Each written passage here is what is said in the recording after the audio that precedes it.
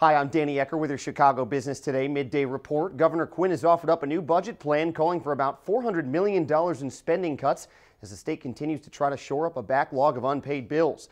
The belt tightening looks like it'll come through cuts of some social services and prison closures, among other changes, and provide a $163 million surplus.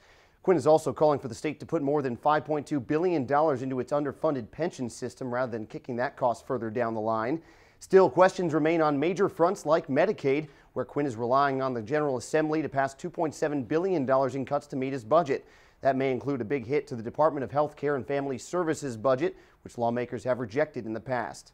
Pritzker Group has tapped a new head of its private equity business, where it's looking to pour in more capital in the coming years. Paul Carbone helped Baird & Company's Chicago-based private equity firm grow to $2.8 billion in global assets and will now try to boost the Pritzker portfolio. J.B. Pritzker tells Crain that the company's assets may double over the next few years as it plans to cash in on a stabilizing economy. The group's private equity arm buys North American companies valued between $50 and $400 million. That currently includes local boat touring company Entertainment Cruises, which operates the Odyssey and Mystic Blue boats on Lake Michigan. Well, Mayor Emanuel has big plans for Malcolm X College on the near west side. He announced a $251 million investment in building a state-of-the-art facility on the campus aimed at training students for jobs in the healthcare sector.